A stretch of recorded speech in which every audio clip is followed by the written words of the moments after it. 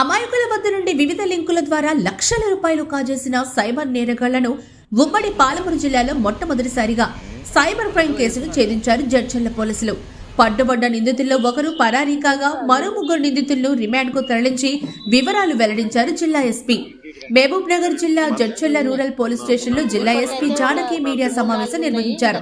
ఈ సందర్భంగా గత కొంతకాలంగా అమాయకుల ఖాతాలో నుంచి డబ్బులు కాజేస్తున్న సైబర్ నేరగాళ్లను పట్టుకొని జిల్లా ఎస్పీ జానకి ఆధ్వర్యంలో మీడియా ముందు ప్రవేశపెట్టారు. ఈ సందర్భంగా ఎస్పీ పలు వివరాలను వెల్లడించారు.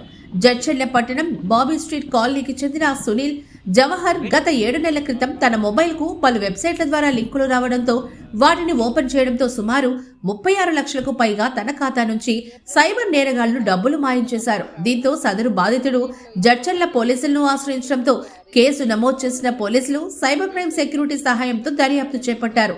దర్యాప్తులో భాగంగా సిద్దిపేట ప్రాంతం బంధన్ బ్యాంక్ మేనేజర్గా పనిచేస్తున్న వల్లోజు శిరీష్ కుమార్ తన బ్యాంకులో ఖాతాదారుడిగా ఉన్న సయ్యద్ ముస్తఫాను నమ్మించి నీ ఖాతాకు సైబర్ క్రైమ్ నుంచి కమిషన్ వస్తోందని, నీ ఖాతాను సైబర్ క్రైమ్ కు వాడుకుంటున్నామని నచ్చ చెప్పడంతో ఎట్టకేలకు వారితో కలిసి సైబర్ క్రైమ్ కు తెరలేపారు. వారికి తోడు మరో 2 నిందితులు అబ్దుల్ ఫహాద్, మొహమ్మద్ సమీర్లు కూడా తోడవడంతో నలుగురు కలిసి బంధన్ బ్యాంకులో ఉన్న ఖాతాదారులతో పాటు మరికొందరు ఖాతాదారులకు వివిధ వెబ్సైట్ల ద్వారా లింకులు పంపి అమాయకుల అకౌంట్ల నుంచి డబ్బులు కాజేయడం వీరు పనిగా పెట్టుకున్నారు. అందులో భాగంగానే జడ్చర్లకు చెందిన సునీల్ జవహర్ ఖాతా నుండి గత ఏప్రిల్ మాసంలో 36,20,000కు పైగానే డబ్బులు కాజేసినట్లు పోలీసులు గుర్తించి బ్యాంకు మేనేజర్ వల్లోజ్ శిరీష్ కుమార్ తో పాటు అబ్దుల్ ఫహాద్, సయ్యద్ ముస్తఫాలను అరెస్ట్ చేసి రిమాండ్కు తరలించారు. మరో నిందితుడు సయ్యద్ సమీర్ పరారీలో ఉన్నట్లు పోలీసులు తెలిపారు. ఉమ్మడి పాలమూరు జిల్లాలో మొట్టమొదటి సైబర్ క్రైమ్ ఛేదించడం పట్ల జిల్లా ఎస్పీ జడ్చర్ల పోలీసులను ప్రత్యేకంగా అభినందించారు. ఏప్రిల్ 11వ తారీఖు ఒక కంప్లైంట్ రావడం జరిగింది. దీంట్లో ఇది 249/24గా రిజిస్టర్ అయింది సైబర్ క్రైమ్ కింద. దీంట్లో ఏంటంటే ఇన్వెస్ట్మెంట్ ఫ్రాడ్ అనేసి చెప్పడం జరిగింది. దీంట్లో మొత్తం 36 lakhs ఆ కంప్లైంట్ పోగొట్టుకున్నాడు. దాంట్లో ఇన్వెస్టిగేషన్లో మనకు మేజర్గా cyber security bureau officers, DSP గారు, ఇన్స్పెక్టర్ గారు అండ్ మనకు సైబర్ సెక్యూరిటీ హెడ్ క్వార్టర్స్ నుంచి సపోర్ట్తో ఇన్వెస్టిగేషన్ స్టార్ట్ చేయడం జరిగింది. దీంట్లో ఈ 36 lakhs నుంచి వెళ్ళిన అమౌంట్, అంటే ఈ కంప్లైంట్ అకౌంట్ నుంచి వెళ్ళిన అమౌంట్ ఒక బ్యాంక్ అకౌంట్, బంధన్ బ్యాంక్ అనేసి సిద్దిపేట అకౌంట్లోకి వెళ్ళింది. అక్కడ ఒక పర్సన్ అకౌంట్లోకి వెళ్ళడం జరిగింది. దాని నుంచి మనము ఇన్వెస్టిగేషన్ చేయడం స్టార్ట్ చేస్తే ఆ పర్సన్ని పట్టుకొని అడిగాము. సో ఇతను బంధన్ బ్యాంకు సిద్దిపేటలో తన అకౌంట్ ఉందని చెప్పాడు. మేజర్గా ఏంటంటే మనకు సయ్యద్ ముస్తఫా, రాజా ఖాద్రి, పల్లోజు శిరీష్ కుమార్, అబ్దుల్ ఫహాద్, మొహమ్మద్ సమీయుద్దీన్ ఈ నలుగురు కూడా ఈ క్రైమ్లో ఇన్వాల్వ్ అయి ఉన్నారు. ఈ సమీయుద్దీన్ అండ్ ఈ అబ్దుల్ ఫహాద్ ఇద్దరు కూడా వీళ్ళు కజిన్స్ అనమాట.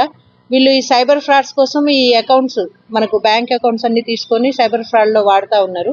వీళ్ళిద్దరు కలిసి మనకు ఈ బ్యాంక్ మేనేజర్ ఎవరైతే ఉన్నాడో బంధన్ బ్యాంక్ మేనేజరు అతన్ని అప్రోచ్ అవ్వడం జరిగింది.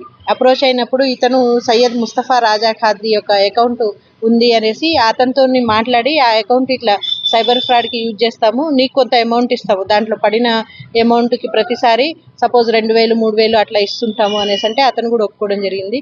సో వీళ్ళు నలుగురు కలిసి కూడా ఈ అకౌంట్స్ని సైబర్ ఫ్రాడ్ కోసం వాడడం జరిగింది. ఇవి కాకుండా ఇంకా ఏమేమి అకౌంట్స్ ఉన్నాయో ఇంకా ఇన్వెస్టిగేషన్లో ఉంది. మనకు ముగ్గురు కూడా కస్టడీలో ఉన్నారు. ఎవరైతే మొహమ్మద్ సమీయుద్దీన్ అనేసి ఉన్నాడో అతను ఒక్కడు పరారీలో ఉన్నాడు. టీమ్స్ అతని కోసం తిరుగుతూ ఉన్నాయి. అయితే మేము ఈ సందర్భంగా చెప్పేది ఏంటంటే, బ్యాంక్ మేనేజర్స్ ఎవరైనా కావచ్చు, చట్టం ముందు అందరూ సమానులే. బ్యాంక్ మేనేజర్స్ కూడా ఇన్వాల్వ్ అయితే ఖచ్చితంగా వాళ్ళ మీద చట్ట ప్రకారం యాక్షన్ తీసుకుంటాము. ఇంకా కామన్ మ్యాన్కి చెప్పేది ఏంటంటే, ప్రజలకి మీ అకౌంట్స్ ఎవరికి ఇవ్వద్దు, అన్నోన్ పర్సన్స్కి అసలుకే ఇవ్వద్దు. ఇంకొకటి, బ్యాంక్ అకౌంట్ మనం జనరల్గా ఓపెన్ చేయడానికి వాడే ఐడెంటిటీ సర్టిఫికేట్స్ ఏవైతే ఉంటాయో, ఐడి కార్డ్స్, మనకు ఓటర్ ఐడి కావచ్చు, ఆధార్ కార్డు కావచ్చు, మన ఐడి ప్రూఫ్స్ ఎక్కడా కూడా ఎవరికి ఇవ్వద్దు. వాటిని యూజ్ చేసుకొని కూడా మీ పేరు మీద అకౌంట్స్ ఓపెన్ చేసే ఛాన్స్ ఉంటుంది. మీ అకౌంట్స్ కూడా అన్నీ కూడా సైబర్ ఫ్రాడ్లో యూజ్ చేసే ఛాన్స్ ఉంటుంది. దానివల్ల మీరే ప్రాబ్లంలో పడతారు. ఇంకొకటి, మనము అంటే ఇన్వెస్ట్ చేయింది కూడా మనకి ఏది రిటర్న్ రాదు. ఇప్పుడు ఈ కేసులో కూడా మనకు ఫస్ట్ గూగుల్ రివ్యూస్ అనేసి స్టార్ట్ అయింది ఈ కంప్లైంట్కి. ఆ గూగుల్ రివ్యూ ఇచ్చిన తర్వాత ఇతను బాగా యాక్టివ్గా ఉన్నాడు అనేసి సైబర్ ఫ్రాడ్స్టర్స్ అబ్జర్వ్ చేసి ఇతను ఒక వాట్సాప్ గ్రూప్లో యాడ్ చేశారు. తర్వాత ఇన్వెస్ట్మెంట్ ఫ్రాడ్ అనేసి టెలిగ్రామ్లో ఒక గ్రూప్ యాడ్ చేశారు. దాంట్లో ఒక 1000కి 2,000 ఒక 2 సార్లు రాగానే మనిషికి ఆశ పుడుతుంది.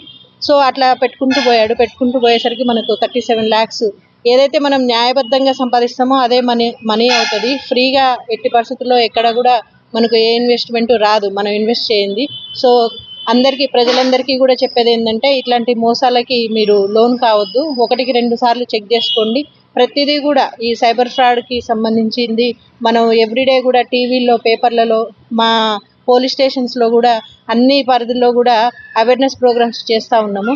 అసలు ఈ కేసు మొత్తం ఇన్వెస్టిగేషన్ అండ్ డిటెక్షన్కి కారణమైన సైబర్ సెక్యూరిటీ బ్యూరో ఆఫీసర్స్ని ఈ సందర్భంగా అభినందించడం జరుగుతుంది.